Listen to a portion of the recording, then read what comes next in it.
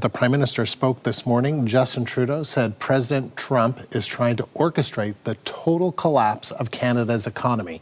Trudeau offered a blunt message to Americans saying their government is to blame. I want to speak first directly to the American people. We don't want this. We want to work with you as a friend and ally. And we don't want to see you hurt either. But your government has chosen to do this to you. As of this morning, markets are down, and inflation is set to rise dramatically all across your country.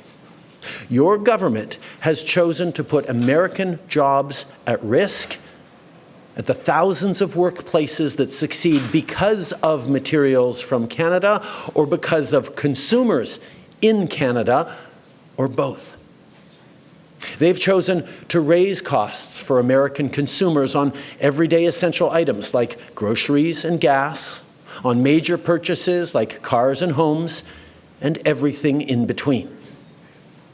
They've chosen to harm American national security, impeding access to the abundant critical minerals, energy, building materials, and fertilizers that we have and that the United States needs to grow and prosper. They've chosen to launch a trade war that will, first and foremost, harm American families. And CBC's Karina Roman joins us live from Ottawa with more. So, Karina, there were a lot of key messages there from the Prime Minister today. I think a lot of Canadians who were watching would remark that this was a Prime Minister speaking to Canadians, to Americans, to Donald Trump with some pretty frank messages. Indeed. And, he started off his speech by, not just saying that the U.S. had declared a trade war on Canada, but pointing out that Canada is the friend and the ally and the closest neighbor. Meanwhile, the American administration talking more about a closer alignment with Russia and Vladimir Putin, who is anything but the ally and friend that Canada is, and asking Americans and Canadians and everyone to make sense of that. Obviously a rhetorical question that it doesn't make sense. But he did speak as well to Trump directly, which, from what I understand, was carried on American television, cable television, Fox and CNN, where he addressed Donald Trump directly, calling him Donald, talking about the historic free trade deal that they both made and signed in Donald Trump's first administration, other accomplishments on the world stage. Have a listen to what he said. Now, it's not in my habit to agree with the Wall Street Journal, but Donald, they point out that even though you're a very smart guy, this is a very dumb thing to do. We two friends fighting is exactly what our opponents around the world want to see. So it doesn't really get much blunter than that in terms of a direct address to the president. But he also went on to acknowledge that the whole border fentanyl crisis was in fact a pretext. It's the legal pretext, certainly, for the tariffs, but a false one. That the facts do not bear out that there's any crisis at the northern border. And in fact, all the measures that Canada has taken in hand to improve the border shows that Canada is taking it very seriously. He also brought up the mixed messaging from Donald Trump, that now again he's mentioning American banks, which yes do operate in Canada, but saying that that of course Donald Trump is saying that they don't. But also how yesterday Donald Trump talked about how the way to avoid tariffs is having automakers move to the U.S., which is really one of the motives behind this.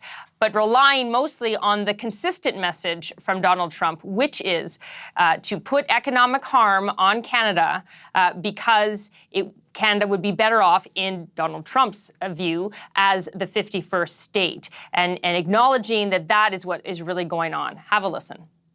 What he wants is to see a total collapse of the Canadian economy, because that'll make it easier to annex us is the second half of his thought. Now, first of all, that's never going to happen. We will never be the 51st state. But yeah, he can do damage to the Canadian economy, and he's started this morning. But he is rapidly going to find out, as American families are going to find out, that that's going to hurt people on both sides of the border.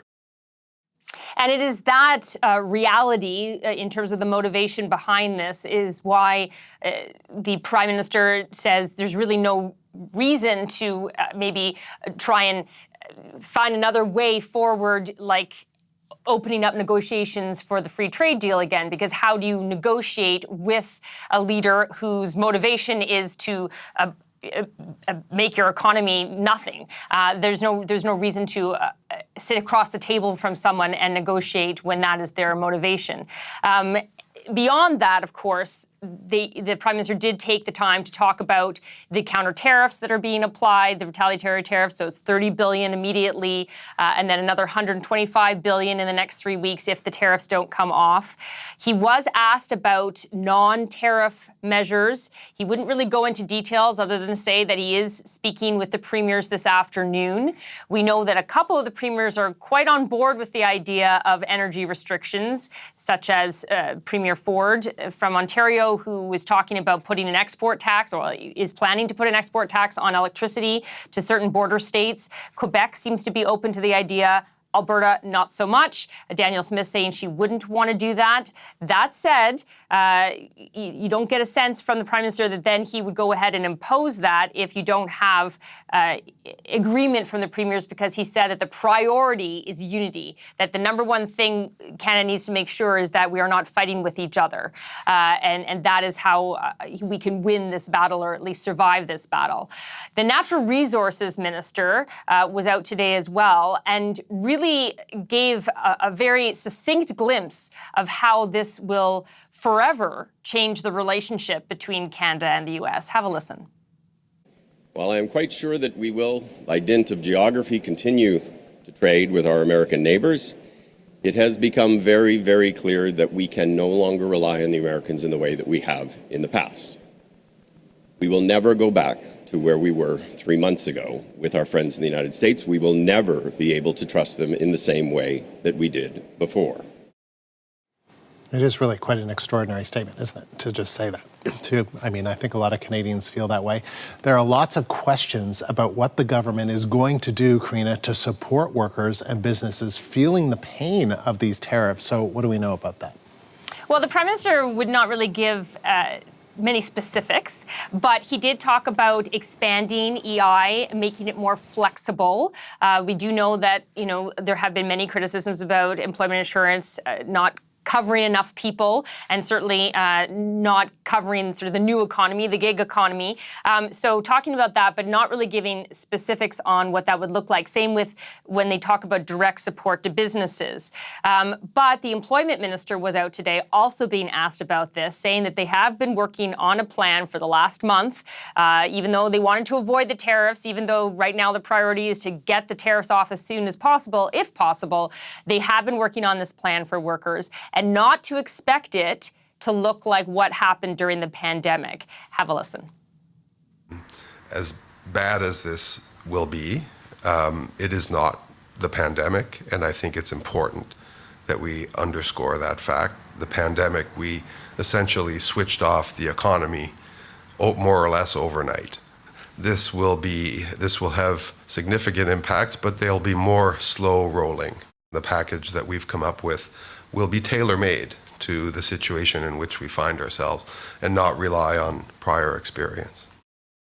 So what that looks like, we will have to wait and see. We are told this will come in the coming days. There is some concern that jobs are already being lost, so that might not be soon enough for some, but that's what the government says. There are reassuring words also, even though I haven't played a lot of them in terms of the clips, such as, Canadians have faced long odds before, this is what the Prime Minister said, and have survived and come out stronger on the other end. And he says he believes that this can happen again this time. Yeah, I mean, there's lots of people, lots of, sites online where you can buy Canadian, or, maybe people are not going to the U.S. On holiday, choosing to travel in Canada, all kinds of sort of positive moments too. But it is definitely a hard day for a lot of Canadians hearing this news. What about reaction from opposition party leaders, Karina? Yes, so Pierre Poilievre, leader of the Conservative Party, out today with a long speech before he took questions about how he sees the situation and how he thinks should go forward. So, he has talked about tax cuts. It's not that he says no entirely to a supporting package for workers, but he says he's concerned that he accuses the government of, during the pandemic, using that as an excuse to create new programs that weren't really pandemic specific. He's saying any programs that need to be brought in for this should be very specific to this. Otherwise, he would suggest a tax cut. He was very quick when he answered questions, to point out, as we've heard, the president in the U.S. has said he's not a MAGA man. It was very clear from Pierre Poilievre's news conference that he wanted that message to get out there as well in both English and French, that the president does not see him as a MAGA man, because we know that that has been something that his opposition has tried to paint him with. But when it comes to support for workers and businesses, or it comes to meeting the moment of what Canadians are looking for as a leader going forward, and whoever becomes the next prime minister, this is going to be what they're going to be dealing with. It was interesting to see Pierre Poilievre revert back to his message of things are not great and they're now even worse, and it is the Liberals' fault. I'm not sure how that message is going to land, but let's have people have a listen for themselves. Axing taxes, building homes, unleashing construction of our resources, fixing the budget, stopping crime. All of these things were Conservative fixations before the tariffs. Now they are even more necessary. But none of these things have happened in the last 100 days since Trump first launched his tariff threats. Look behind me. Parliament has been closed. Liberals shut it down to focus on their political battles. Not one law has been changed. Not one tax has been cut. Not one action has been taken to free us from the grip of Trump and the U.S. We need change. Now, Jagmeet Singh, as we heard earlier, leader of the NDP, has talked about EI reform, that he'd like to see Parliament recalled to do just that, and therefore put off an election. But I'm not sure that's going anywhere when we have a new leader to be announced by the end of this weekend. And Yves-François Blanchet, the leader of the Québécois, has also put out a statement, quite strong words about Donald Trump, not maybe as blunt as the Prime Minister, but close to that, and talking about how the U.S. has become an economic predator. So clearly everyone on the same page that the U.S. is not a country or ally or neighbor or friend that we can trust anymore, at least not in this moment. Karina, thank you. The CBC's Karina Roman, live in Ottawa. So how are the tariffs playing on the other side of the Canada-U.S. border? For that, let's bring in the CBC's Megan Fitzpatrick in Washington. And Megan, we've heard from Donald Trump. Tell us more about what he and his administration are saying right now. Well, Andrew, we haven't seen Donald Trump on camera anywhere today, but he has been busy writing on his social media platform, Truth Social. So let's take a look at what he's saying, particularly in response to Canada's response in terms of the retaliatory tariffs that Canada plans to impose. Trump writing, "Please explain to Governor Trudeau of Canada that when he puts on a retaliatory tariff on the U.S., our reciprocal tariff will immediately increase by a like amount." And what he's referring to there, Andrew, is the next round of tariffs, or even the next round, because what's happening today is really just the first wave of tariffs that are set to hit Canada and then other trading partners of the U.S. On April 2nd, that is when Trump is set to announce what he calls reciprocal tariffs on all of the U.S.'s trading partners that he feels impose tariffs on the U.S. or other what he calls unfair trading practices. So that's an interesting response from Trump, because as we know, he has been indicating that the next rounds of tariffs he plans on imposing, like on steel and aluminum, which are coming up, are going to stack on top of the ones that are being imposed today.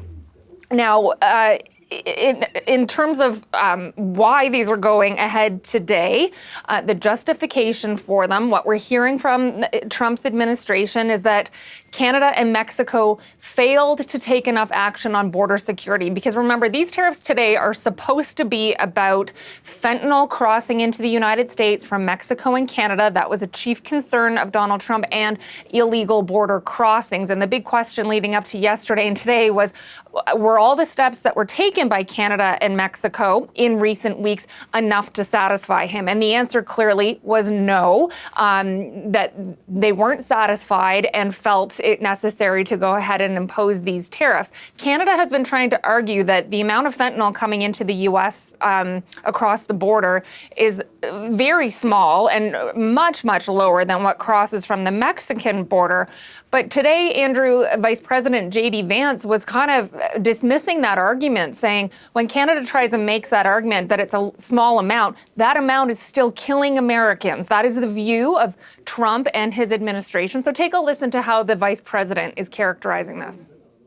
The president's going to have conversations with the Canadians. We need to see real engagement on the fentanyl issue, on the drug issue. That is fundamentally the underlying element of these tariffs, is we think the Canadians have not been serious about stopping the drug trade. Now, people will sometimes say, well, if you look at the numbers, the Mexicans send way more fentanyl into the United States than the Canadians do. The Canadians have allowed a lot of fentanyl to come into the country. It's not a defense to say more has come from Mexico, because way too much has come from Mexico too.